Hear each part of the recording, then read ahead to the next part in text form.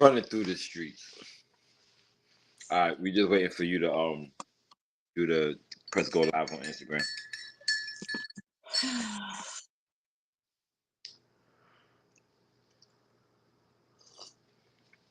I feel like my 40-year-old face is retarded. I cannot. It looks great. It And looks I good. also cannot go live. Why not? Clicking the button doesn't want to click. I don't know what else to say. Mm. Let's try.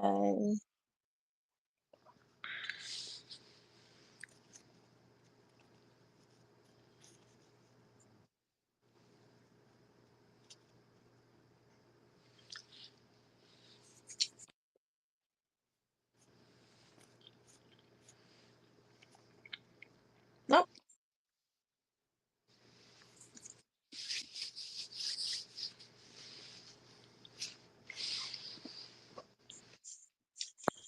There is nothing happening.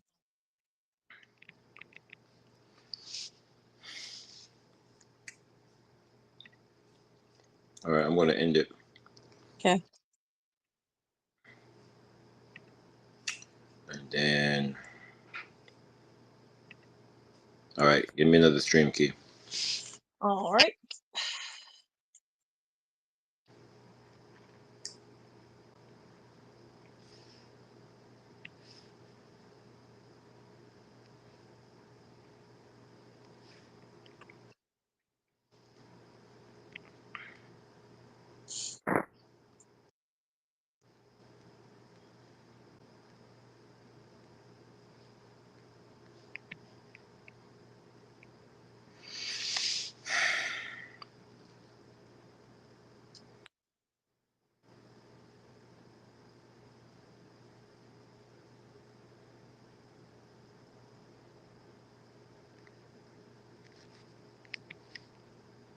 Can you still hear my cousin? No, Okay. you singing in the background? No, she's talking on the phone. Uh,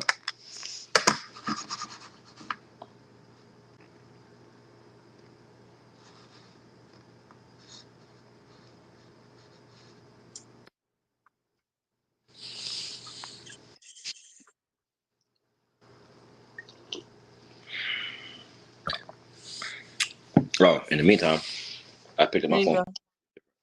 You got it? I didn't. I just sent it to you.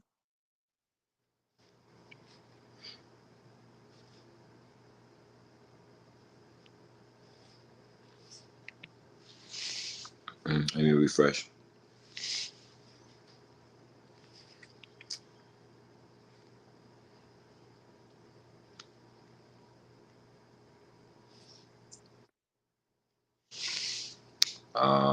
No, I didn't get anything.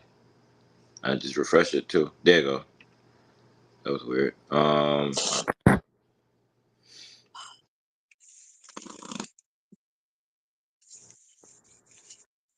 Damn, we're still live.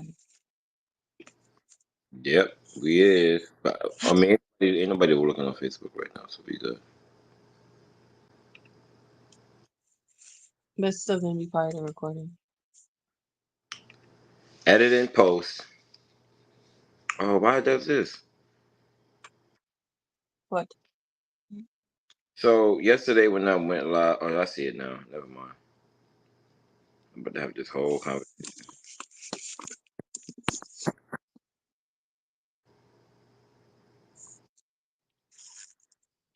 Yo, no lie, I didn't know I was in this many goddamn groups.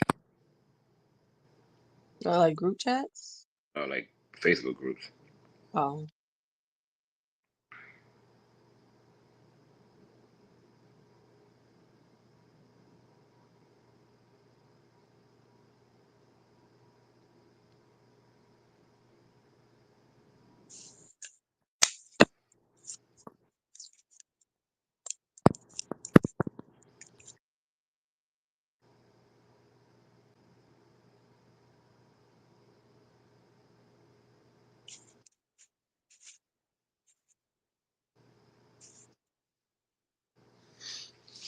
All right.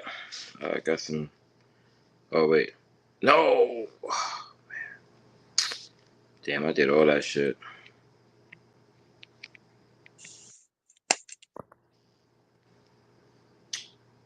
Were you able to do it on IG?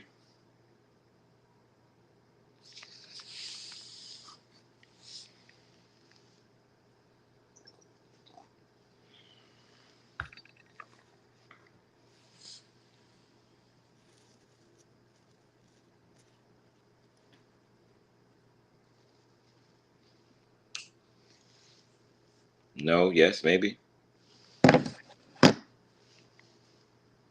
No, yes, maybe what? Did you do the Instagram? Did it go through? I didn't I didn't get a link from you yet. Oh, shit. Oh, how are you making a new stream key while we're live is what I'm wondering. I don't know if we did it before. No, we didn't. I'm pretty sure you have to get off of live to do that. Can you check before we do that? No, because you're the one making the stream key. What? You're not live. I exited you off of Instagram. I'm talking about live in StreamYard, yo. But we're already live in StreamYard. That's Oh, what the I'm app saying. you How gave me. can you make a link to a stream that's already live? I don't know, but I did it. Okay, well, I didn't get a link from you yet, so.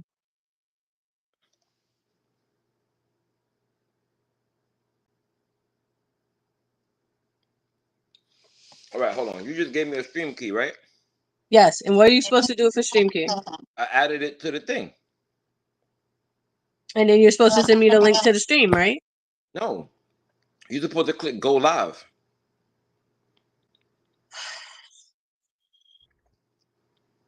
Normally, we're not in StreamYard when you do this. So I'm saying, don't you have to refresh StreamYard for that to work? I don't think so. Well, we'll see. Go live yet? That'll be the answer. There you go. I log out and log back in. All right, we're on.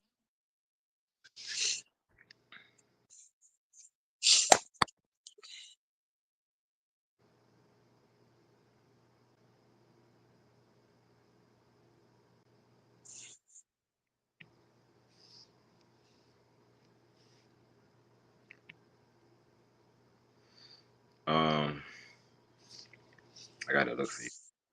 It should never get. Oh, I see it. It never gives me like a thing. I'll have to like find you. The It says that you're not live. I can't. It put me live on the other account. Mm. Okay, I close it out. All right, that's super annoying.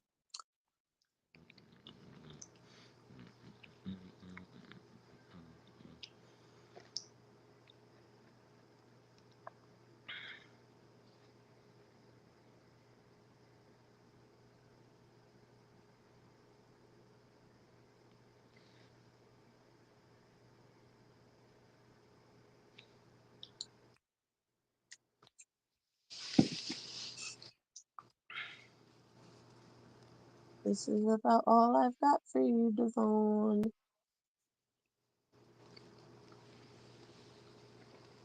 Where's it at? Here we go.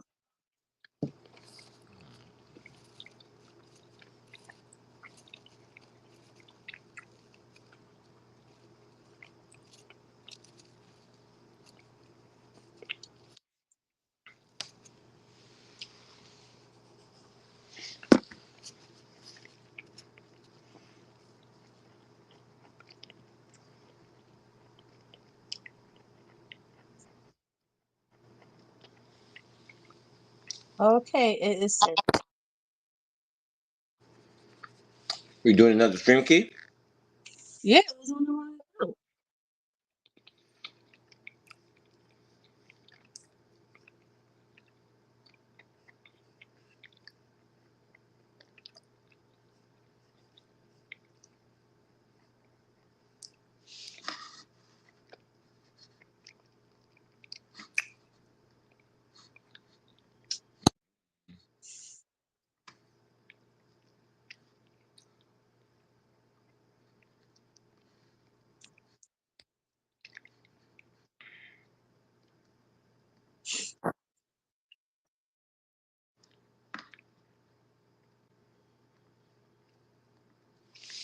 I gotta upload me a picture and shit. All right, I did it.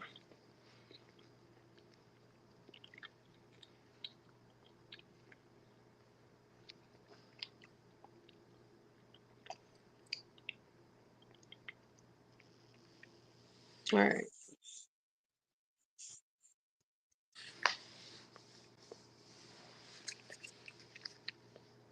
Boop, boop, boop. We're live. Oh wow, only took us 11 minutes this time. We're getting the hang of it. No, not at all.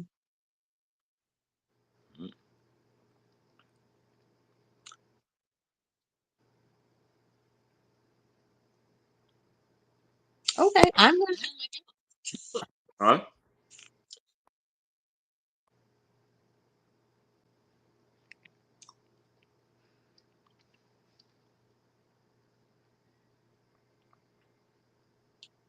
What did you say? I'm turning my cam off Oh, why? because you're not here. Oh no. Hold on. I am looking it up on Instagram right now. I'm here. But you're not visually here, Devon. Devon. You're right. There we go. Make sure my face is aligned. Oh wait, Oh wait, we here. Mm-hmm.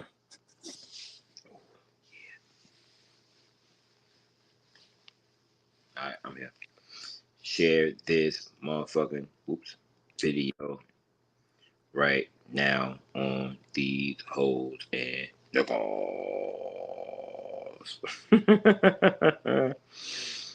Oh, all right. Do. Baby. What's up?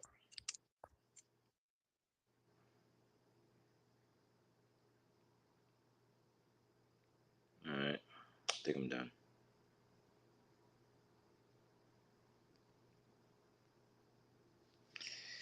All right.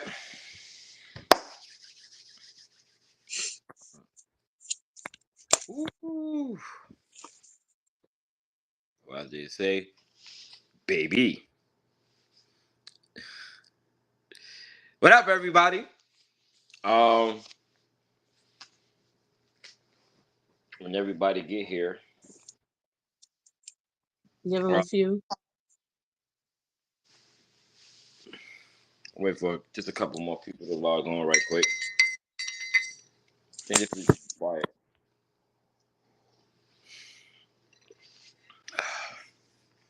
You want me up or you want me up? Could you hear me slurp though? No, right? Yes. Yes? I mean, can't be having those noises for the public. Them for the private sessions. You dig what I'm saying? On a little taco meat out. You know what I'm saying? Do my R&B shit.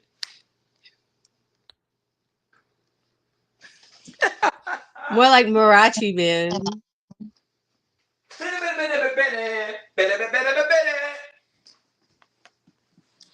What up, Dre? What up, Tosh? Oh. Yo, man. Let me see what's going on with Facebook real quick. Facebook been quiet. So I got the most followers on Facebook than I ever seen on there. Let me share it to my page. I don't be doing that no more. I need to do that more frequently. What up, Paul? How y'all doing today? It's okay, no. There we go. I don't.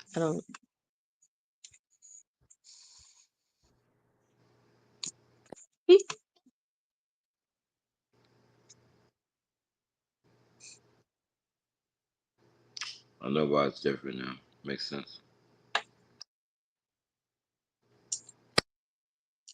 How y'all doing? Thanks for coming. Happy hump day. Shit. Can you tell it's Wednesday? Jesus Christ, Lord. All right. So, let me fix my shit so my back won't hurt later. I was gonna write down some more stuff. That's some old people stuff right there. The absolute fact. The lower lumbar support. Let me tell you. Hold on. Let me explain you something. So my lower lumbar support, if my joint is out of whack, yo, my whole day is ruined, yo. My whole day is ruined. Whole day is ruined. It's crazy. So anyway, You gotta do tonight. some cat cows and Yeah. some baby poses. Yeah. The infant, whatever that shit's called. But anyway, tonight we're talking about how to communicate during difficult times. Um, I got the one video that you sent me. I don't know if you sent another I one. sent you two. You sent one via text. Was it YouTube? IG. I got that one. And I I got sent that. one via text. Okay, so you just sent one via text. So yeah, we're talking about how to communicate during difficult times. I think this is important, and I actually learned some stuff about myself doing a little research that I did do. Um, and I kind of want to just go over some of the stuff that I went, and I want you to kind of like respond to it, to see how you feel and what your opinions are.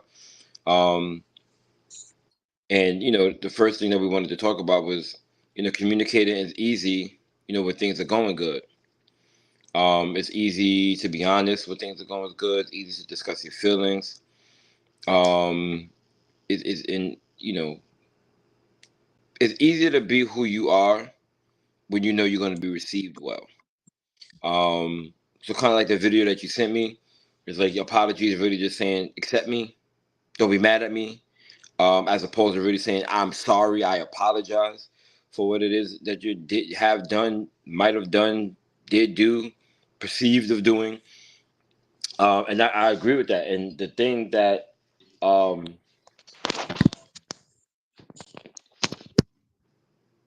I don't think practicing communication happened. Good practice of communication doesn't happen when times or things are easy. Good practice of communication happens when things are difficult, whether it be internally, externally, wherever the problem is coming from. However, because you can have a problem, you could have a boyfriend, a girlfriend, or a roommate, or whatever, but the problem could be external and affecting both of you guys. You know what I mean? How you guys handle those things in that situation matters. Now you could have a problem affecting you, how you communicate, how you feel when something is bothering you that has nothing to do with the other person matters. It's also more important to learn, and this is probably the heaviest weight of them all, is when the person whom you love is the person causing you the most stress, and you still have to communicate with that person and do it in an effective way that is still allowing that person to be received by you so that they can communicate. Because usually when we're mad, we care about our feelings. We don't care about the other person's feelings. So when you have a when you're at a point where what you're doing is you're doing good communication during good times, it's almost like a cheat. What's going to happen when you actually have a bad time, when things are difficult? How are you going to manage that? And those are the things that you can't figure out until you're there. You can prepare for the storm all you want. Until you go through it, until that hurricane hit, a little bit of pun intended, until that hurricane hit, you're really not gonna know what you're made of. And I say like what Mike Tyson said best. Everybody got a plan to get punched in the face. So, you know what I'm saying? You got to plan until you get knocked out and get hit hard, and then it's like, oh, I gotta adjust. And how do you adjust? So,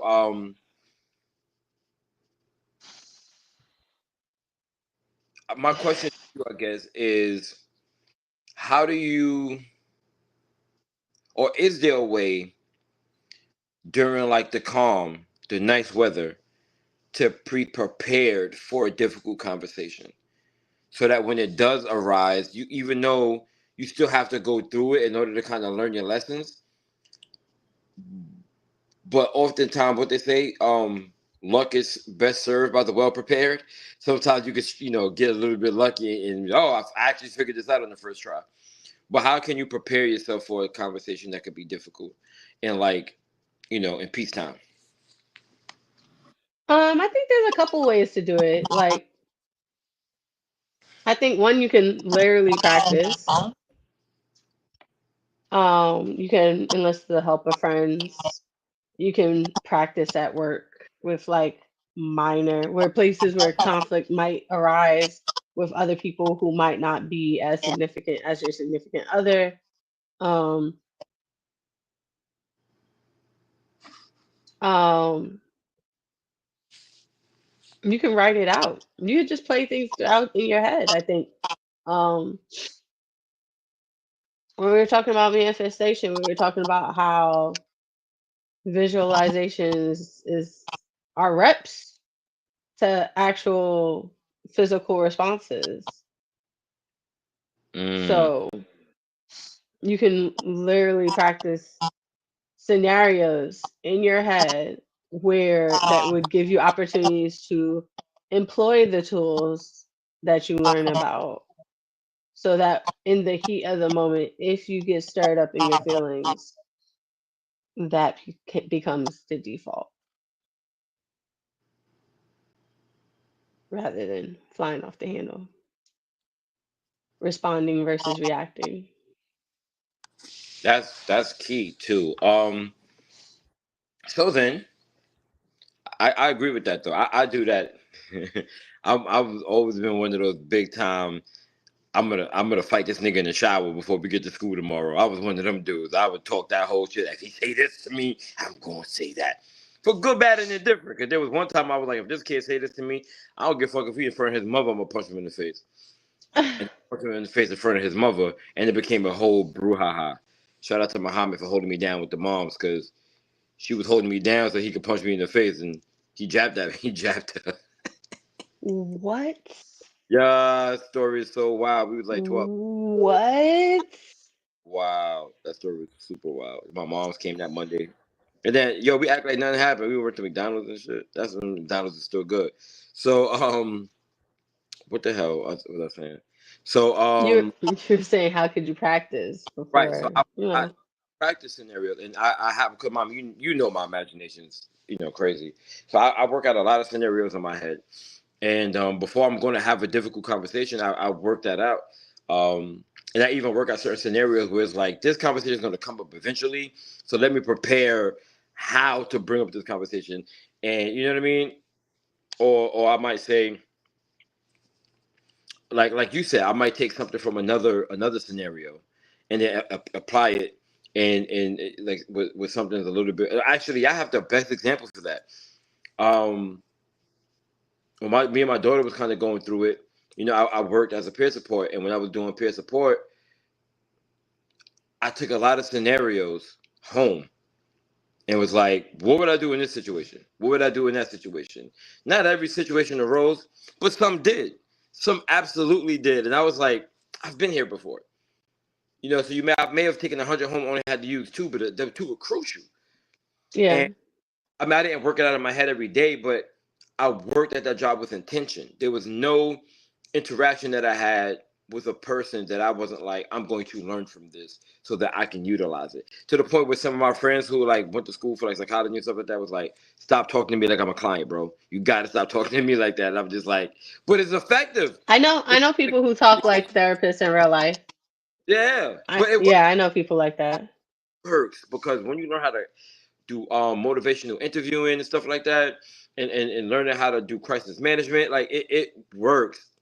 It works. It works every time. So, with that being said, when things do get difficult, right? Mm. Um, and this is the topic of the conversation: how to communicate when you're difficult. One of the things that I mentioned was, what happens when things get difficult. What perspective are you supposed to look for? So I wrote out a couple of things that I want you to, get your take on it, and stop me if you feel like you want to interject. The first thing I said is, what do you normally do when you're upset? Do you run? Do you complain? Do you argue? Like, what do you normally do when you're upset? And how can you view that? And how do you think your partner would respond to that? I think that's really, really important to one, have that type of self-reflection and to understand how that may work with or not work with your partner. If like me, matter of fact, I just got off the phone with a friend of mine, and the three we talking about a group of us, how when we all go through shit, we all disappear. We all do the same exact thing. And I did say, well, last year I did disappear, but not completely. There were about 3 or 4 people in my life that I was just like, nah, I'm going to talk to you guys as I'm going through this problem, because typically I want to talk to anybody, and I tried to make that different intentionally, but that was very difficult for me to do, and because I guess I'm a runner. I pause. When I get into a certain situation and that's difficult, I have to figure this out. I'm not trying to work this out with 1,000 different people in their opinions, which is something you're not supposed to do. But I typically not speak to anybody. Then when somebody see me 6 months later, yo, nigga, where the fuck you been at, nigga? You know what I mean? But if I'm in a relationship with a woman who needs she needs, maybe I don't want to use the word reassurance, but she may need me to communicate when I am at my worst so she can better understand me. I have to understand what I do. If I'm a person who complains a lot when I'm frustrated because I don't know how to really express myself, then I have to kind of check that. Like, this is a person who doesn't accept that type of complaining. I have to put myself in a position where I can articulate how I feel. Matter of fact, I had that conversation today because a friend of mine, her and I were talking, and she was like updating me. 'Cause I haven't talked to her in a while. She was like updating me on her life and how she started this spiritual journey. But before that, I had complained about the last time we connected. And she was like, every time I talk to you, I was dragging this shit. I said, yeah, because I don't always feel like I have the space to actually articulate how you make me feel when you do that bullshit. I said, but if you really want to know how I feel, here's actually how I feel with words. I said, but I usually say slick shit because I don't want to make it that serious because it's not that serious, but at the same time, I still feel the way. But I just don't feel that this is a safe space enough for me to actually say how I actually feel and be heard. And that kind of changed the whole dynamic of the conversation because I was more honest about how I felt because of my slick shit that I was saying. But I understand that about me, and I understood that about the friend I was talking to, and we had to have a conversation about, like, all right, I need to be a little bit more open to you, more accepting of what it is you have to say, but I also need you to stop saying this slick shit because it gets on my nerves. You know what I mean? And that's communication. We didn't have to have a difficult conversation, but that was just like, hey, listen, I hate when you say, yo, we about to do something and we don't do shit. Like, what part of the game is that? Because I don't like my time being wasted. I don't care what kind of friends we are. You know what I'm saying? Yeah. So that was one. The other one is like, how kind are you to yourself? No, excuse me. How kind are you when you're mad at yourself? And I took that from my own personal experience because when I do something stupid, I'm really hard on myself. So if I'm really hard on myself, then how hard am I on my children? How hard am I on my partner? How hard am I on others that I love when they do something that I don't like? It may not be the same because I'm going to be my worst critic towards me, but it's still a reflection of how I treat myself. So how are you when you're upset? That's a good question to ask. Do you jump to conclusions when things get tough? Um, do you discuss problems or what happened with yourself before you talk? It's like we mentioned. Do you have that conversation like, damn, did I really fuck up? Like, before I come to you for advice, I had this conversation with myself 3 or 4 times and I can't resolve it. None of it makes sense. Or I really need to see if I'm bugging. How many times have I called you and I was like, yo, Davinia, I need you to tell me if I'm bugging or not? Like, how many times has that happened? I do the same thing. In I'll real be life, like, am I tripping? Like, I'm bugging because the fuck because I feel like I'm 100% right. It just still don't add up though. Like, I need you to see if I'm carrying the one, my nigga, because what is going on with this woman? we forgot to carry the one, yo. um, the other one is do you talk to understand and not to win? You have to know that about yourself. And do you talk about the future and what you're going to do and not the past? I also have that as a personal relation story where I have a friend and we always talk about something that happened in the past, but it's like, what are we doing tomorrow? What's happening now that you don't like? You know what I mean? How are we gonna fix this thing? Why are we still talking about the old shit? We're never gonna. Every time, oh man, women do this. Oh, it's so annoying. Men do it too, but my experience is with women. Women that bring up old shit and be like, remember on June 27th of 2018, you said this shit. I don't want to have the conversation no more when that happened. I'm like, I'm done. I'm over it. You got that specific. You were holding this shit in for 6 minutes. I'm out of here. I'm gone. But the point I'm trying to make is that I'm not sure, excuse me, I'm not even trying to make a point. I'm trying to make a point so off that I'm not trying to make one right now. But these are the things that I felt like people need to ask themselves when it is time to have a difficult conversation. So I wanted to know what you thought about that. Oh, excuse me. What do let's see. I think it is good to have a check-in. I think it's good to go into difficult conversations with a game plan. Mm. Like, so the whole, what am I likely to do? And what can I do to avoid that? And a big part of that is planning. Obviously, you can't plan how somebody else is going to respond, but to your best ability, you try to plan how you're going to respond. I'm not going to raise my voice. I'm not going to be accusatory. I'm going to take accountability. I'm a listen to understand, not listen, you know what I mean? Not listen to respond. Mm-hmm. How am I going to do those things? And I think you should have an exit strategy. If this shit starts going off the rails, what am I going to do? I'm gonna ask to put a pin in it and ask if we can talk about this a little later. Or I'm gonna be like, I need a drink of water and excuse myself. Or say I have to use the bathroom. Or you know what I mean? Just get yourself out of the conflict so you don't end up yelling or whatever, Mm-hmm. or doing all those things that you said you weren't gonna do. Right. Go in the bathroom, do your breathing exercise. And I saw this today and I thought it was a really good idea. What was the goal of the conversation? Have the goal established beforehand. What was the goal of the conversation? And I think that's very important because when you just go to someone and start like accusing them or asking them questions and you don't have a goal in mind, not only are you just going to get swept up in whatever, happens to come out of that, there's nothing to focus on. There's nothing to tether yourself to. There's nothing that you're grounded in. If the goal of communication is to resolve the conflict so we could be closer, so we Mm-hmm. could get past this, so we can heal. I feel like if you go into a conversation with that mentality, it will help you avoid a lot of those toxic actions that might be on auto response. Okay. No, I like that. I like that. I like that one. I like that one. So what am I here trying to do? I feel like what you said before that I don't think people do enough of is what is the goal of this conversation? And you know what's funny?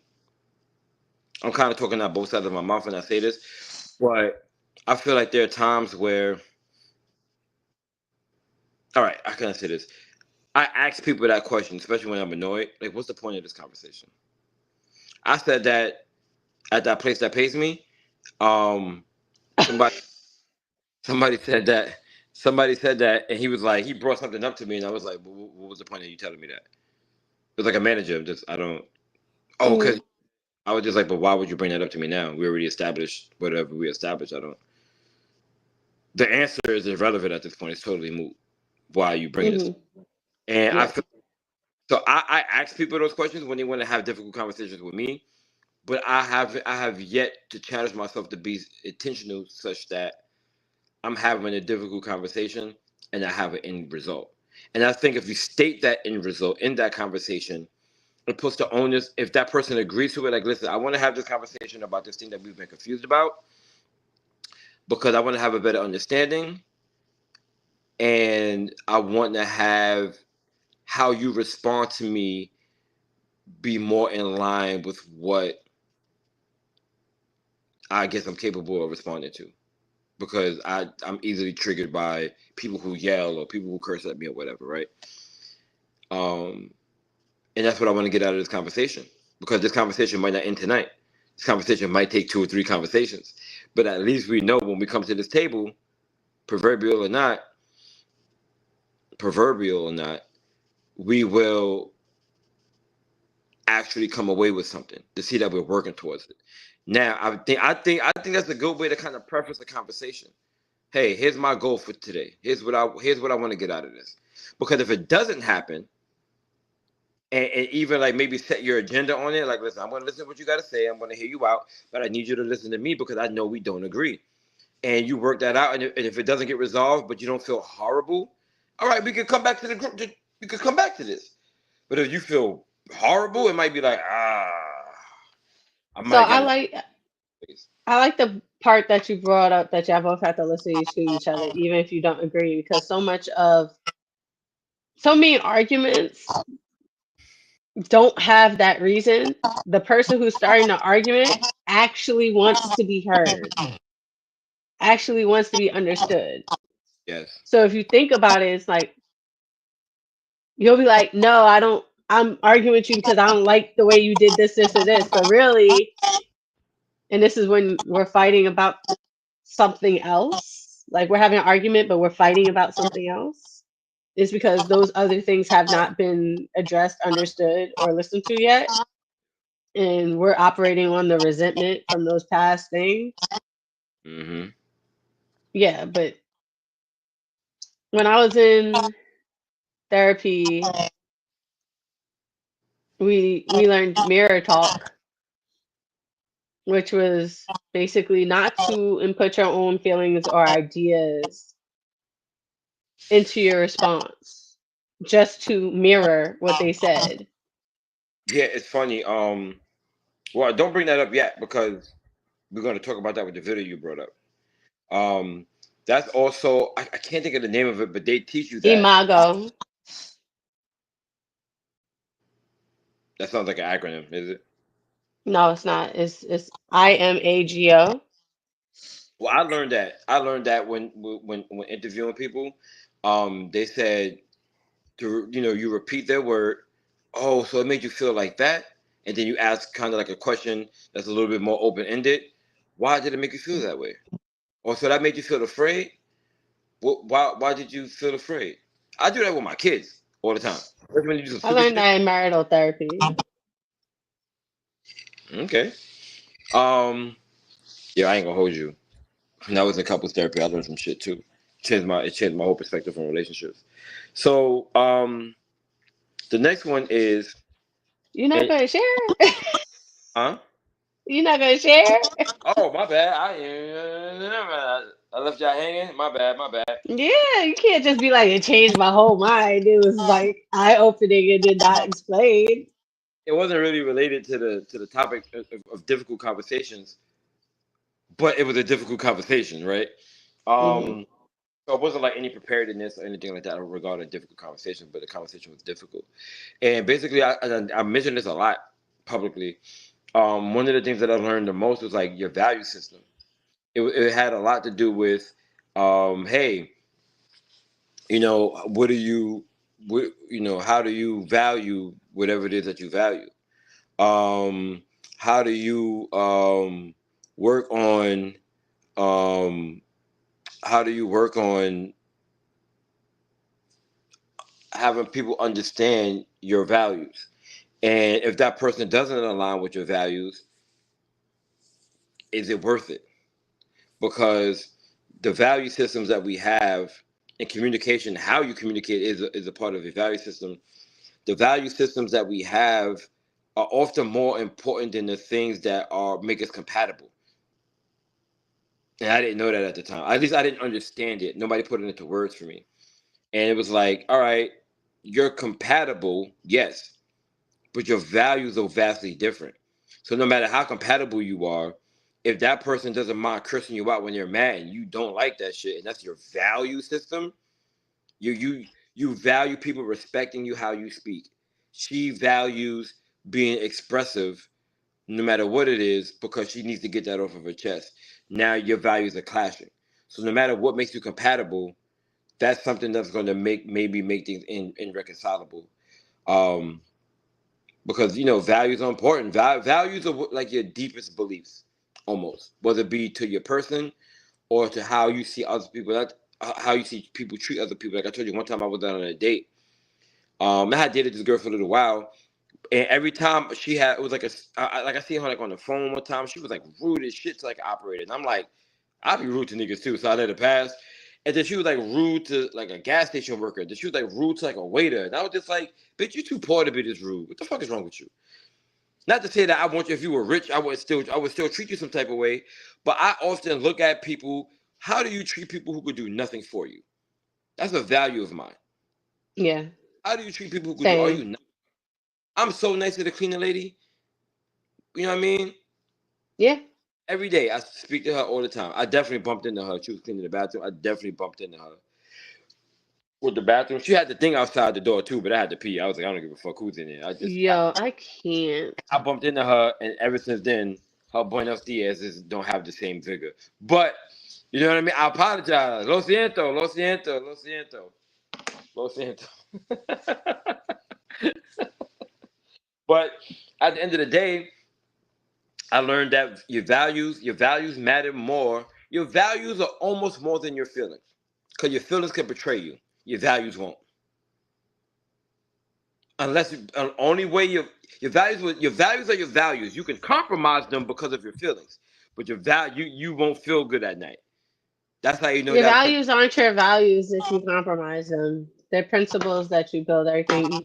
My I was taught that your values, the difference between your values and your principles and your preferences. If it's something that you can switch up, it's a preference. If it's something that you build your life around, it's a principle.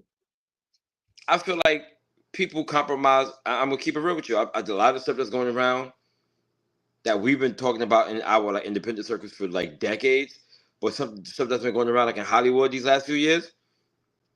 Like, of course, not only the black people getting the crazy publicity about it, i.e. Diddy or Kelly, but there's a lot of people who compromise their values to get something, and I don't feel like it's not your value. Here's how I view it. If you compromise your value, you can't sleep good at night. You get depressed. Like I think a lot of people in Hollywood who committed suicide and things like that compromise their values and they can't live with it. Now I'm not going to go Hmm. into why I think that is, because then that's a whole nother conversation we have to have in person. But I believe that you can compromise your values because of your feelings or your desire. I think a person who's steadfast, they don't compromise their values. People who are weak in those fields or greedy or motivated by the wrong thing, they can compromise their values. You won't be the same person after that, in my Okay. opinion. In my opinion. Um. So yeah, I was going to go to the next one, but thank you for making me expand on that. Hopefully that helps somebody. Um, it was how to create habits for difficult conversations. Now I'm going to play the video in a second that you brought up. But here's what I wrote down before I even seen that video. It was be honest with yourself, with your feelings, your emotions, and your desires. Again, these are habits. These are things you have to do consistently. Be honest with your partner. If they're making you upset, you have to express that. Yeah, I don't like it when you do that shit. Or I was wrong, right? Learn, damn. Oh, learn to connect. My handwriting look crazy. I do this to commit. learn to connect. He's like, that's not right. Right. That is. But when I mean learn to connect, you have to, as we were just saying, the mirroring behavior and what you're going to watch in the video in a minute. If you can mirror what somebody is saying, you're on a better path to empathizing with them. And if you can empathize with that person, then the connection is there. I guarantee you, if you can empathize and understand, you'll be less angry. You won't be maybe not angry no more, Yeah. but you'll have a better understanding. Because even if you disagree with why they're upset, the understanding of why they're upset is like, I get it.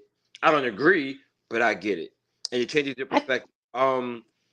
I Make think make conversation, not competition. It's not always about right or wrong, right or wrong. And oftentimes, I noticed that lately in some of my relationships, I I do it.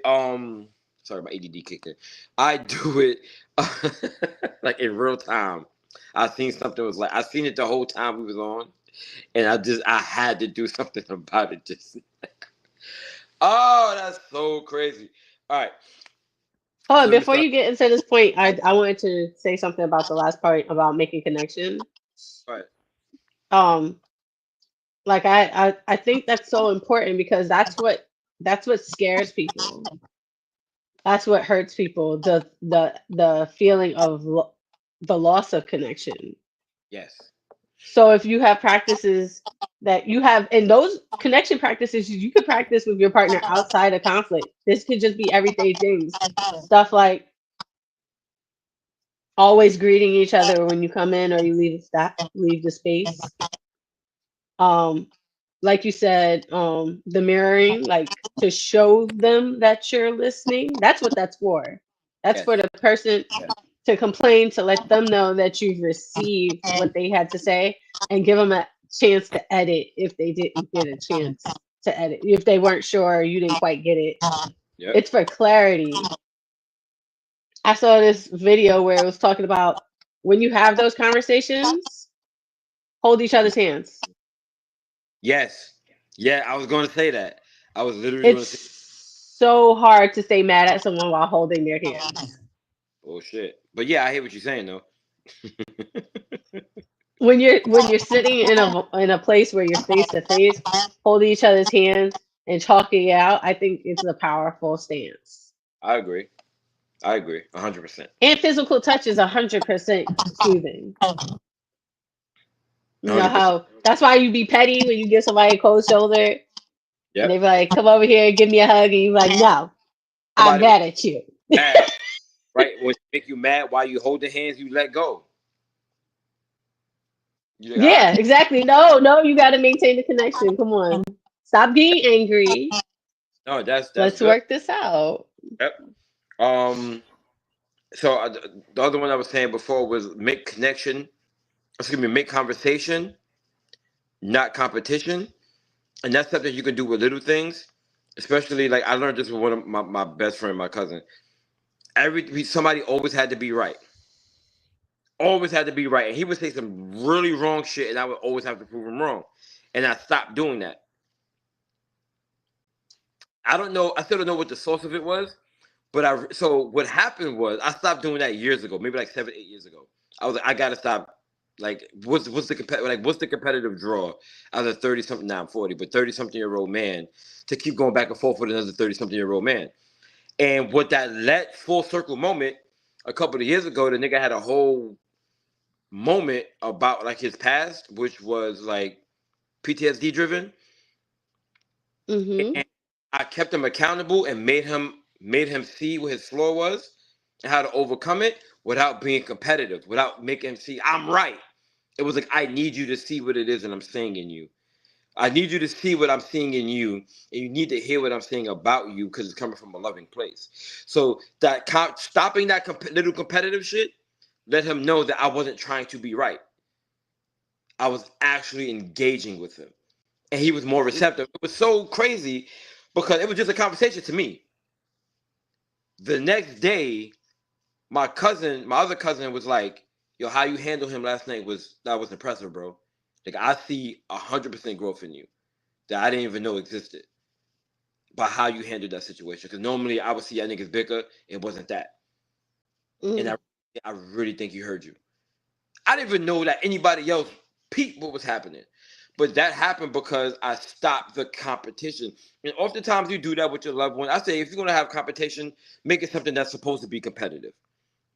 Make it Uno. Make it, shooting basketball at Dave and Buster's or something, playing video games or something. That's supposed to be competitive. You're not supposed to be competitive in everyday in life. One of the things I always appreciated about Kobe as he retired was like, oh, the competition part of that shit is over. That was basketball. This is my life. I'm not Yeah. like the thing that separates me the most from Michael Jordan. Michael Jordan's competitive about everything. It's like a mental disorder. And he was like, we got dinner. And Michael Jordan took my team can beat you. He was like, bro, enjoy the salad, right? And you know what I mean? And he said that on one of the talk shows, and that was so funny to me. But also, it hit me. At some point, you have to be able to turn that off. And if every time you guys are having a conversation is competitive, then what do you think is going to happen when you're having a heated conversation? That subconscious thought is still going to be embedded in there. No, he's just trying to be right. So you gotta put that into habit, into practice. And why do you need to be right? Like, are you looking for validation? Like, Right. is that something that you didn't get before? Did you not be able to stand out amongst your siblings? You know what I mean? Do you ever think that, you know what I mean? Like, where you have to constantly defend and prove that you're right. You know what I mean? I have those Important questions. I have those conversations. I've had those conversations a lot. Like, why am I engaging in this behavior? Why am I being a smart ass to somebody who I know loves me, but they didn't operate in the way that I appreciate it? Like, how do I respond? Like, these are conversations I have with myself all the time because I do a lot of self reflection. But speaking about self reflection, they say talk about facts, but talk more about feelings. So bring up the facts, but understand the feelings. Because the facts are going to be the facts. They're indisputable, they're happened. The only thing about facts, no, excuse me, the biggest similarity between facts and feelings is that they're still subjective. Yeah, It's it depends on. like 2 plus 3 equals 5. No, 3 plus 2 equals 5. Same shit. Different perspective. What they say, Yeah, 5 people get a car accident, how many stories do you get? 5 different stories. Everybody's perspective is different. It's like a fingerprint. yeah, With that being said, if you can talk about the facts, here are the things that happen. Here's how I feel about those things. Here's how this makes me feel about things that I was triggered by from my youth. Here's how it makes me insecure about the future. I brought up the facts. Here's how I feel about them. Now you bring up the facts. Now you tell me how you feel about them. The facts are supposed to be the foundation of the conversation, not the conversation. And oftentimes with men and women talk more about feelings, men understand facts better. And there has to be a medium there where I feel like the facts, like I said, there is no house without the foundation. There is no house without foundation. But the house itself is still just as important as the foundation. But the foundation is the bedrock. That's the thing that makes sure it doesn't sway and all that other stuff. You got the columns that go into the foundation. So the facts are here's why I'm here in this place emotionally. But let's talk about these emotions because I could talk about the facts, which if 2 plus 2 is 2, 2 plus 2 is 2. These are the facts that I'm getting right now. If 2 plus 2 is 4, and I'm telling you, you listen, but you keep saying that 2 plus 2, but 2 plus 2 is 2, and I'm telling you that it's 4. No, okay, here are the facts. It's 4, and I get upset when you say it's 2 because I think you're assaulting my intelligence. And that's how you have the conversation. And hmm sometimes men want to be right because the facts match the facts. 2 plus 2 is 4.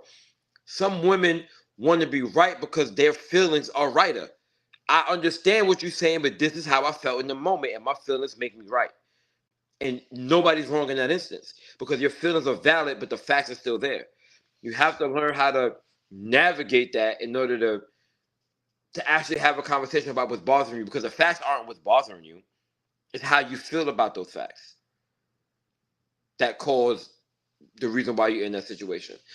Two more is state what you want and what you desire. A lot of the times we have these difficult conversations, people aren't saying what they want. I want you to act like this. And I want to say, I don't want to act like that. But if nobody's saying that, then we're just going to keep going. And you still want me to do the thing that I don't want to do. And now we're going to be back here in 3 months anyway. Yeah. Here's how I want you to communicate with me. Here's what I want you to do inside the house. Here's how I want you to make me feel. These are real conversations that you're supposed to have. And if somebody can't receive your wants and desires, they don't have to agree with them. They don't even have to like them. They have to be able to receive them to say, this is what this human is saying to me, and I have the right to accept or reject this. And it Yeah. respect. But if you're not saying what you want in your relationship, and how many people don't say what they want in a relationship in peacetime? Yeah. So what do you think is going to happen when shit get thick? Now you're going to say what you want, but it's going to come out toxic. Oh, you will never do this fucking shit. You always talking to motherfucking much. If this could have been stopped a year and a half ago with babe, when I come home, I'll be really tired. Can you give me like a half hour to do nothing? Like I'm tired. You were home. I know you worked today. You were home with the kids for a few hours. Just give me 30 minutes. I'll take over. But I need 30 minutes. I gotta reset to family life from work life. Now you mad because you talk too much. You know what I mean? Why you keep bothering me when I come home? That conversation couldn't have been avoided because you're stating what you want. You have to get in the habit of saying what you want. Even if it's not met, you expressed it. And then you deal with that accordingly. But you're still expressing yourself in that way. The last one is, it's okay to be wrong. And it's also okay not to agree. We don't, Yeah, it's I okay. think 10 to 20% of conversations are going to be, I want to agree with, let's say we create that intention. Hey, this is what I want at the end of this conversation. Very rarely the end of that conversation is going to be, I want us to agree on blah, blah, blah. It's going to be, this is how I feel. This is how I want to be accepted and received. Or here's how I want change behavior from you. It's not going to be, we need to agree on this. Here's what I want. Here's what I desire. That's not always what somebody else wants and what they desire. If that happens, great. You hit the relationship lottery. If not, you have to navigate that. And you have to understand, I feel really strongly about this and she don't give a fuck. How do I navigate that? Facts, because it is, I find that so ironic that almost everybody in a relationship wants to be accepted as they are, because you can't change anybody, but 100%. are so critical of everyone else not agreeing with them. Right. Right. But I feel like that's part of human nature, though, to some degree. No, To want everyone to be the same, not the it has same. its purposes. We have our. We feel how we feel about everybody else, but we want everybody to kind of be on our like on board with us to some degree. Mm, to some degree, but uh, it everyone wants that because it benefits you. It benefits everyone to be like, you know what, you're right, but you can sit there and act out. That's a lack of accountability. But That part.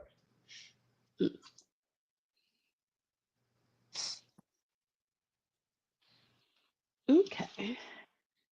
Um. So the next thing I had wrote was hard conversations make for easy times.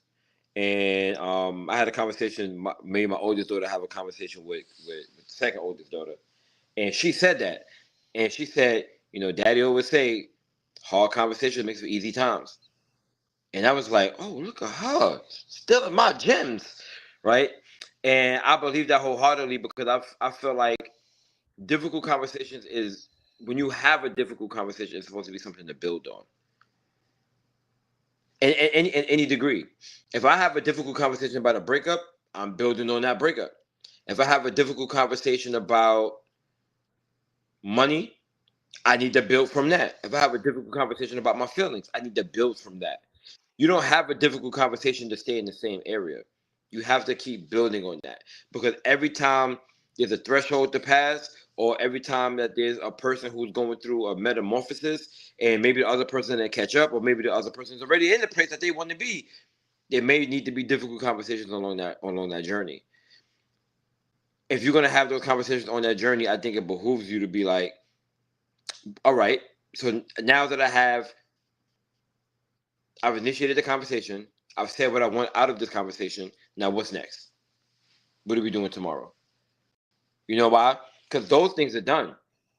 The difficult conversation in the beginning of a relationship could be, yo, I really like, why you not washing the dishes? Why you come to my house and you don't make my bed? Like you the last one in the bed, make the bed. That might be difficult in the beginning if you don't have difficult conversations, I think that's right? a terrible way to approach those things. Well, Why you not doing it? How about you just ask me to do it? Like, well, guess what? But that might somebody might feel apprehensive to say that because they might feel that it's so trivial to you that you might not respect it, or you might be like, "Oh, why are you bringing that shit up for?" because of whatever happened to them in their past. So that might again to me and you. They go make the bed. Why didn't we say something earlier? That's it. But to somebody else, that might be a hurdle that they have to get over, whether internally or something externally that happened to them. And now they have that conversation. It's like, hey, listen, when you're the last one in the bed, can you make that bed? I'm using this as an example. Can you make the bed? Oh, no problem. Guess what? The next time that happens, the bed is going to be made without him asking, because now she knows, or he's not afraid to ask. So what I mean is, now that's the easier time. Now the next one might be washing dishes. The next one might be about where you put your clothes, who cleans the bathroom. Now you're literally building on the difficult conversations that might not be difficult for you, but might be difficult for the other person. That might be simple for me, but hard for you to articulate. But once we cross that boundary, now that we kind of keep stacking up from there. And even like I said, I want to go back to your play question. Like, these are small everyday occurrences where we can practice mindfulness in how we communicate and stuff like that. And just even in that, why didn't you make the bed is accusatory. It's making the other person feel like there's something wrong with them or they did something wrong. So from the back, you made the question about them instead of making it about you, which is, hi, hey, could you make the bed, please? I'd appreciate it if you make the bed. Or it makes me feel good if you make the bed. It's not about them. It's about what you want and communicating you want. Instead of you going, why did you do this? Now it sounds like you weren't raised right or something. You know what I mean? Like, fucking vagrant. Goddamn. Exactly. And something as small as that can start a whole fight, because why are you coming at me like that? Right. Because that's my response to being like, why didn't you? What do you mean, why didn't you? I feel like that circles back though to what we said in the beginning about knowing yourself. No, like you have to know what your triggers are. You have to know these things. You have like let's say somebody didn't make the bed. Use that as an example, and it really bothered me, bro. Why is it? You have to sit down and say, why is this bothering me so much? Like, why do I really feel this upset about somebody not making a fucking bed? Yeah, it could be something as small as you're jealous that they got to sleep in today. Oh, I had that whole conversation with my brother about my mom's recently, because he had stayed at my mom's crib, and he was like, "Yo, man, I can't even sleep." Like, she opened it, she's stomping man hard and turning on lights. It's like 6 in the morning. Oh, what are you doing? I said, she still do that, bro? She used to do that when I was like 18, 19 years old. I would stay at her house. I was staying there for like a period of time, and I was going to school. I was going to school at night. Bro, why? Because I ain't got to be up till noon. I'm up until fucking school. Let me rock out. Nah, she's stomping and shit. Oh, motherfuckers don't do shit all day. Yep. But that's not a me thing, because I'm still being productive. Not. Even though I don't always feel like somebody has to prove their productiveness. That's bullshit. As a dad, I'll be telling my kids if we chilling in the house all day, be productive before I find something to make you productive. Like, go do something. Stop being the bum. Especially when the house is like messy and they just chilling in the mess. Nah, son. Now I know why my grandma. See, you part of the problem. I am. You're feeding into that like need to constantly be doing something and say, guys, hey, today I would like to see us accomplish this stuff. Now, whether they're responsible enough to manage time or not, be like, listen, we're gonna start this in half an hour. No, I do that. I give warnings. I just don't come out like fix it. No, it depends on how bad. You just be hating because you over here working on 3 different computers at once. Everybody else chilling, eating their cereal. I was always taught you can't be relaxing if your house is a mess. Don't relax in the mess. Clean your house, then relax. If you leave your shit a mess and you're okay with that mess, you'll always be okay with that mess. When I was 7, 8, 11, 12, I didn't get that. Once I got my own place and I was living with somebody, I totally understood. Bitch, how can you stay like this? I want my house to be clean and then I feel more relaxed. Clean house, clear mind. That's 100% true. So with my children, I teach them, does this look neat to you? No, it doesn't. Then why are you accepting this? to the point where my oldest daughter told me, I never felt like you were fair when it came to that. I thought you just didn't want me to do shit. Like you said, when you had to do shit, you wanted me to do something too. She said, now that I'm out, damn near, she said, if I go to my friends' houses and them shits is bummy, I can't do it. How are you just living in this mess? Because now you know what it is to be clean. So why would you want to be dirty? That's my perspective on it. And when kids are little, you gotta pick on them for little stupid shit.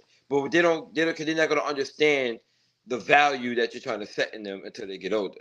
Also, you're also trying to teach your kids the shit that you see in them that they don't know exists yet. Because you've seen it in yourself before. And you're like, that can go down the wrong hill really quick and snowball. Let's get you out of this. So I don't want you to know that hill exists. Let's go so far from that hill, you'll never even want to check it out. And I feel like that's also a good part of parenting too, which is also a good part of what we're talking about now, difficult conversations. A lot of the conversations I have with my children are like, you're not going to understand what it is that I'm telling you, but I need you to just do what I'm telling you to do. That's a hard thing to try to tell a kid because my kids, all four of them, are OD pragmatic with thought. They don't understand the nuance of society yet. So we were watching something about and my daughter shouldn't have been watching this, but I was like folding laundry and she came into the room and I was like, oh my God, she's fucking here. Ashley Madison. That's what it's called.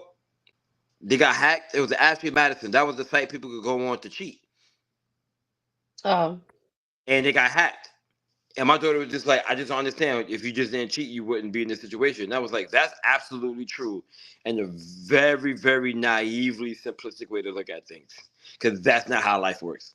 And she was just like, but I just don't understand. And that's how all my kids think. Things are that simple.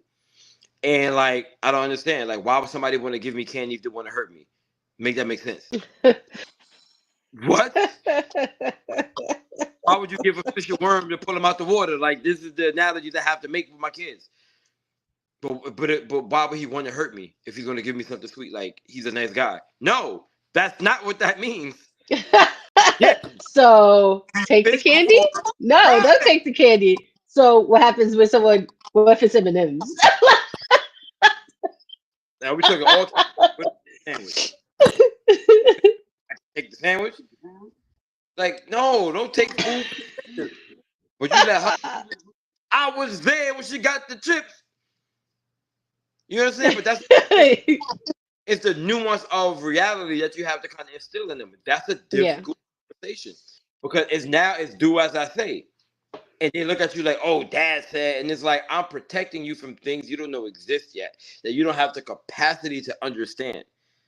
That when you're 4 and 5 and your parents are telling you, if I'm not in the room with you and there's a doctor and they touch you here, you tell me.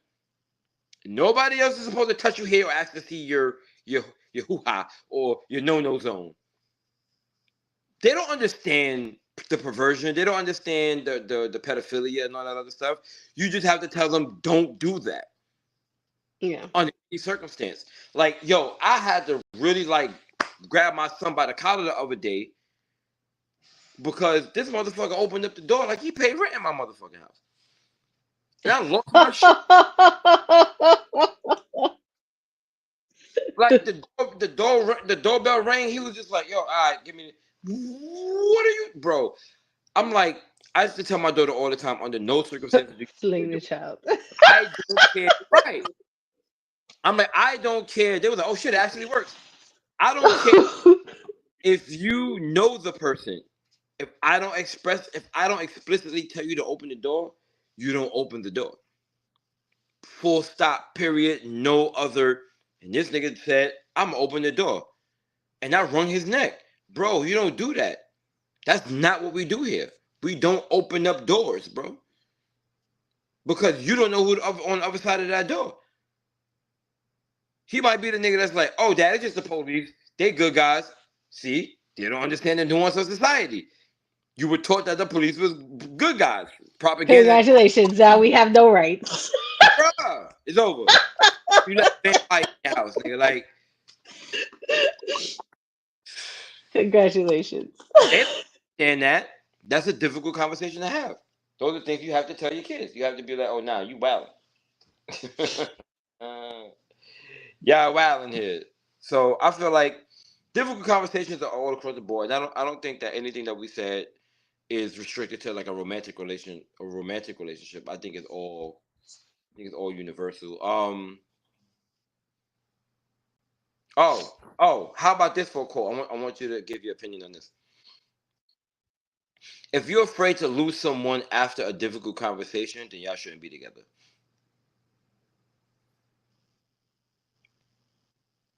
Yes. I mean, so it goes it obviously there's context. Context is important, This is the breakup but conversation. Like, this might huh? happen. I said, if there's a breakup conversation, like you got to be like, this is on the table, so who knows what's happening next? Yes. Because safe spaces take time to establish. Mm. So if you feel like you can't trust someone to communicate to them, even if it's not you can have these kind of stuff like that can happen outside of breakup conversations. What do you mean? What do you Like people can do things like threaten you or threaten to leave or you know what I mean? It doesn't have to be a breakup conversation that ends in a breakup. Oh, I don't do ultimatums well anymore. It, it doesn't have to be an ultimatum for someone to leave. No. I meant like if somebody said, "Well, if this doesn't happen, I'm leaving." Oh yeah, yeah, no, we don't play those games. Do you know in the last? I'm never gonna give amount of time, but I've had a few people do that to me and was upset I didn't play that game. Of course Like, they are because it's a yeah, power flex and it's only works if you give into the threat. Like, you got the right one to play that game. Oh, if you don't do this, I'm out of here. Damn, that's how you feel. Let me know when you're ready to go. I give you a doggy bag. Get the fuck up out of a here. doggy bag, yo. I'll package the baggage, That the trauma. Here, you can take it with you. that one. Yo. When we do our event, you have to write this down. I don't have anything near me that's like, come on. We should have like styrofoam, like the little cartons. Remember that the chicken the French fries used to come in from the Chinese store. Yes. Trauma on it, and have people write down all of the things that bother them, like the things that are traumatic. Have them put it in that box, and then they throw it out when they leave. Okay, Yeah. that's symbolic. But it's a mental representation of these things no longer bother me. Yeah, absolutely. I like that. I like that too. Did you write it down now? I screen recorded it. Ow. Ew. I don't know why you think I have a pen nearby. I didn't think you did. I thought I did. How about that? Damn, I keep clicking on the fucking email.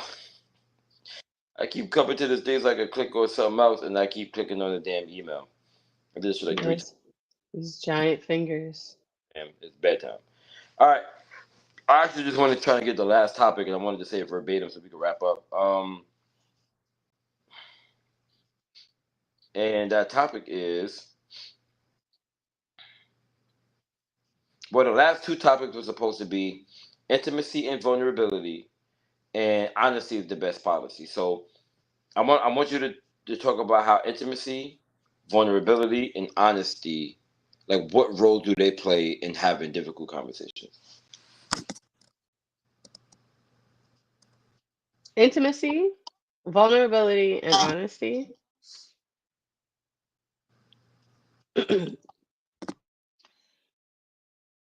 Well, similar to our last live, actually. Without honesty, there's no intimacy because without honesty, you're not in a reality. You're not in that shared reality that's necessary to establish intimacy in a relationship. One person thinks one thing, one person thinks the other, and then there's no connection. Vulnerability, because you have to acknowledge the possibilities. Good communication you have to be willing to receive. You have to be willing to hear the good and the bad. You have to be, you have to want to know what your partner thinks, whether it's good or bad. That part. You have to want to know.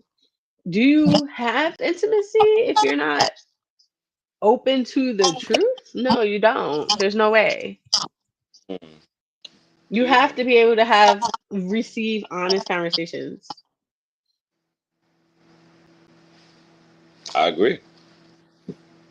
I And agree. 100. that's the basis of connection. And I think everyone needs to acknowledge the more you care about somebody, the more access you give them to hurt you. Whether it be in knowing the real you and maybe they're giving them the possibility of rejection Mm-hmm.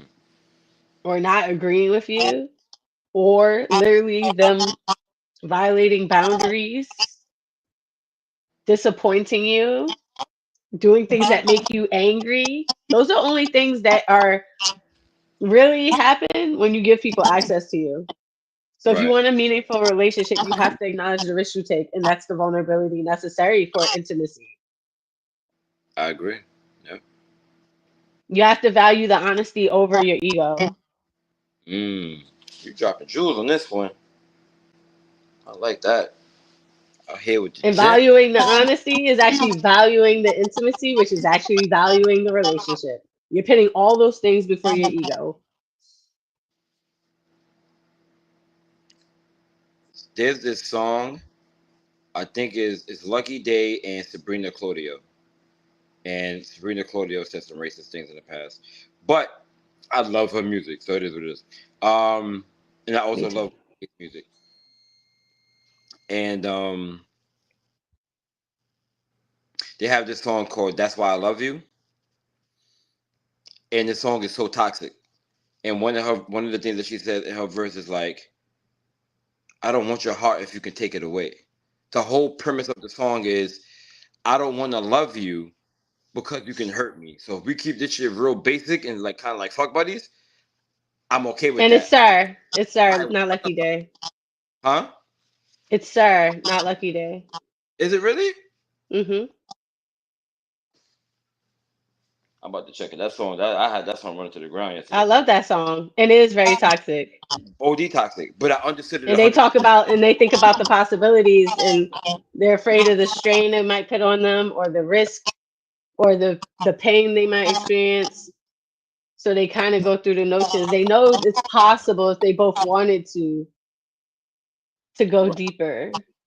right, right, right. I feel like that song is so like I didn't come to agree. I didn't come. But and don't worry, I don't have to worry about fighting. Can we talk about that's why situationships are so prevalent? That's what that song is about a situationship.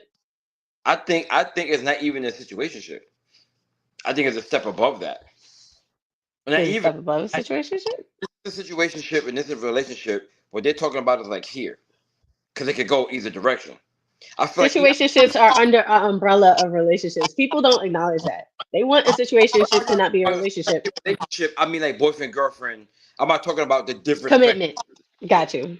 Right. So what I'm saying, so I look at a situationship like I love you and you know that I do, but there's not really much that we can do about it for whatever reason. It could be the circumstance of my life. It could be that you have a husband. It could be that we live in different cities and we're not committed. Whatever it is that we know we have feelings for each other, but we're not committing. But oftentimes we act like we're committed. To me, that's the situationship where there's some entanglement there. Whereas I feel like what they're talking about We're is like doing committed things without the committed. exactly. I feel like what they were singing about is a little bit outside of the normal like boyfriend girlfriend and situationship. It's a little outside of that because it's like when you got that fuck buddy that you really like a lot, but you're like, damn, I don't know if I could take this and make this into a relationship. Not only the way they're thinking about it is, I don't want to make this into a relationship because I might get hurt. And I Yeah. get hurt again.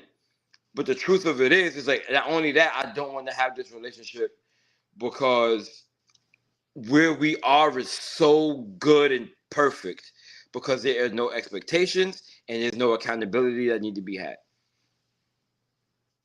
I'd rather keep it right there. Now I have lived that life before. Like I'm good. I'm good right here. What we need to do the extra shit for? What are we? I seen this thing where it was these the spiders were mating. These spiders were mating, and you know, and then she said, "What are we?" And the spider bounced. He said, Oh, that's you so stupid. I'm so mad they put that voiceover on those spiders. He was trying to go. He was running for his life. "That's absolutely what it was." What's that? That was like, "Not today, bitch. You're not gonna eat me. You're not gonna eat me." Let me tell you something.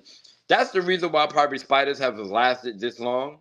Is because that once the males get so horny that they can risk it all, they might get taken out for real. Like, No. like you should end right there because nigga humans that are that horny and willing to risk it all, they in jail for something. You name the offense. There should be an umbrella of he risked it all. You know what I mean? That's why he hit. I can't. He risked it all. Cause shit, if you risk it all with a woman, but she was snoo, 8 feet tall, and you just like, yo, bro, I gotta hit it at least one time. Everybody like, you do you, my nigga. I'm trying to live at least 5 more years.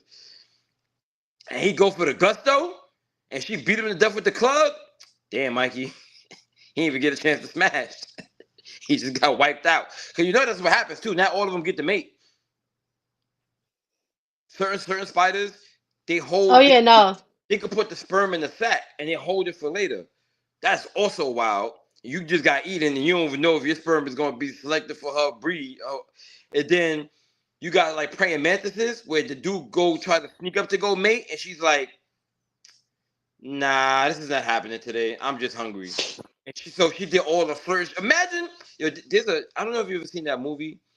It's like a VHS tape. It's like scary shit on it. I think it's called VHS actually. And this girl is like, she's mad sexy or whatever. She's like, yo, come. And then she wind up, they about to run the train on Shorty. He think his man's getting the buns. He come out the bathroom with the videotape. Oh, we about to get crazy. She's eating his man. Literally. Yo, he's like, what the fuck is happening? Yo. Bro, if that was the thing that could happen, how society would be run would be totally different. First of all, like what can compel you to mate with something that can eat you is beyond your control. There's no cognitive thought. You just like I'm compelled to do this risky act. I'm compelled to pass down these genes. Look at me, yo. You know why? Like you used to be chilling like, hey, I'm with the homies. We about to play some spider balls. About to chill. Hold on. Oh man, I got this herbs real quick. You smell that? Smell a female. I'm about to He go. over here doing his little spider dance. Right.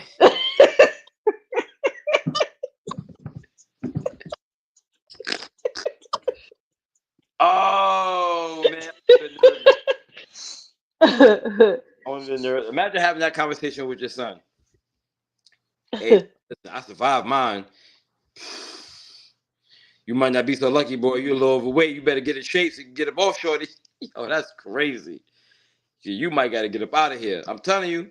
First of all, the world population would be like 2/3 of what it is now. Yes, it would be. It would be like 2 billion people on like one continent because you can't stray away too far from the women. But at the same time, you're trying to get away, so we all be in Asia or some shit. Yo. All the men will be just together in Asia. Tibet and China and India. That's it. It's the whole population right there. That's where they at. That's where we're gonna be. But we're not gonna be too close. But we're gonna be close enough. But if you turn to that monster, Kelly, it's over, bro. Guy, it's over. Word. I'm surprised you never seen that. Shorty grew wings and all that. That shit was crazy. I I might think have seen it. I don't know. yes. Let me look online and see somebody. I don't know somebody I watching. don't think it's that crazy of a concept. It's actually Nah, not, because obviously we just explained where it occurs in nature. that's where the concept came from. Yeah. Let me see. If my phone been trippy since I left. I should just the whole screen just went black. You already know what that is. They've been trying to get me to get a new phone, and every time some shit happen, they like my shit's about to reset. I already know. This whole shit just went black. What's happening? Okay. Yeah, that was that. Oh, and as soon as I was about to put it down, Google came up. Now hold on, wait! Don't put me down! Don't put me down! Like, bro, what are you doing? Let me see. I think it's called VHS. Oh, no, that's it right there. Bam. And it got 56% from Rotten Tomatoes. I thought it was pretty good. VHS. Watch that. Shit is bugged out. It's bugged out. It's not like you know Okay. that was the best movie I've ever seen. It's just bugged out. It's like I think some kids like broke into a house and said, "We could watch these VHS tapes," and then that shit was crazy. So like Rocky Mountain, Rocky something horror. I can't think of it. Anyway, Rocky Horror Show. there you Horror go. Horror Show. Yeah, Rocky Horror. I don't know. I was trying to think not to say the Rocky Mountains, which Yeah, I can't. past my bedtime, y'all. Anyway, this was a good talk. This is actually a pretty good video. I'm proud of myself for staying up these last 2 nights and not being like dead tired and yawning on the video. Even though I'm working on no sleep, and I still have some work to do when I get off this shit. So tired. Yeah, I know. I know. Thank you for rocking with us, guys, because We be going through it these last few weeks. Don't worry. without y'all, We this would working be on it, nothing. and this is what it's all for. Our blood, sweat, and tears would be for naught. Yo. Because if you can't see it, there's some blood, sweat, tears, and boogers in this motherfucker right now. Oh my God, is everyone else suffering from allergies too? Because I am dying. Oh, Yeah. the tea I'm about to go make. What'd you say? Oh, I'm gonna make some tea. It's I'm not gonna what stuff some tissues up my nose. I'm gonna put my moo on. Yo, let me ask you one question. Dang, I gotta go work tomorrow. One question. The videos that we archived on Instagram, are they still there? Have they been archiving? I didn't check last week, but the other ones popped up late. I don't know about last week. All right, let me know. And I guess I have to check, because Yeah, just we don't have to if get I into. see them, I'm gonna tag you in it and stuff like that and post it. All right, Yes, sir. good to me. Later, ladies and gents. It was real. This was a good convo, and we look forward to seeing you guys next week. And if you have any strong feelings, feel free to leave a comment.